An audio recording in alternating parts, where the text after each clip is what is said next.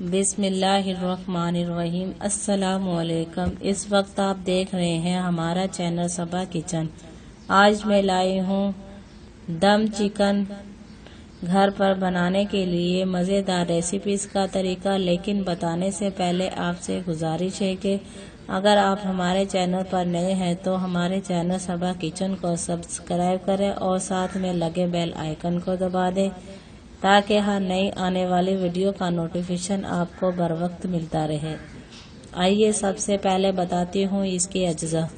Chicken 8 ٹکڑے 1 سے 2 کلو، دہی 1 سے 2 کپ، پیسی کشمیری لال مرچ 1 چائے کا چمچ، پیسی ہلدی 1 سے 4 چائے کا چمچ، پیسا زیرہ 1 سے 2 چائے کا چمچ، ادرک لہسن کا پیسٹ 2 کھانے کے چمچ، نمک حسب ذائقہ، تیل 2 سے 3 کھانے کے چمچ، لونگ 4 سے 5 عدد، دال چینی 2 انچ کا ٹکڑا، باریک سلائس پیاز 3 عدد، پیسی ہری مرچ، الائچی 1 سے 4 چائے کا چمچ، پیسا کالی الائچی 1 سے 4 چائے کا چمچ۔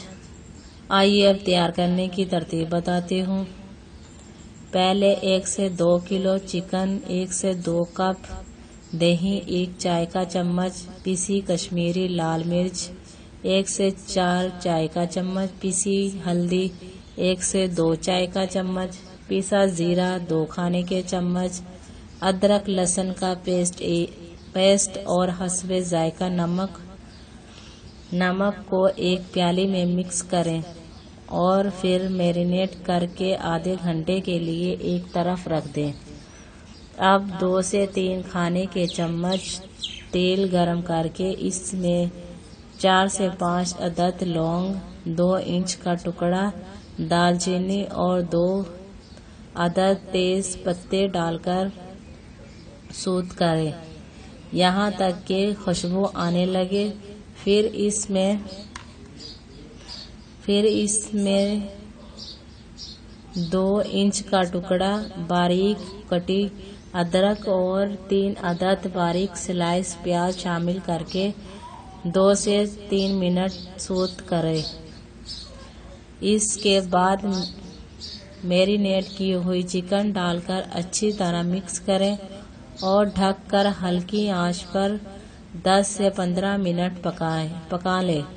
اب اس میں 1 سے 4 چائے کا چمچ پیسی ہوئی الائچی اور 1 سے 4 چائے کے چمچ پیسی کالی الائچی ڈال کر اچھی طرح مکس کریں اور ڈھک کر 20 سے 25 منٹ مزید پکا لیں۔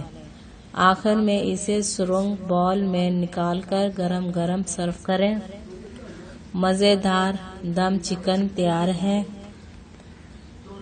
اگر آپ کو ویڈیو اچھی لگی ہو تو ویڈیو کو لائک کریں اور دوسروں کو شیئر کریں۔ ویڈیوز کو لائک لازمی کیا کریں تاکہ آپ کو اس طرح کی اچھی ویڈیوز بر وقت ملتی رہے۔ شکریہ۔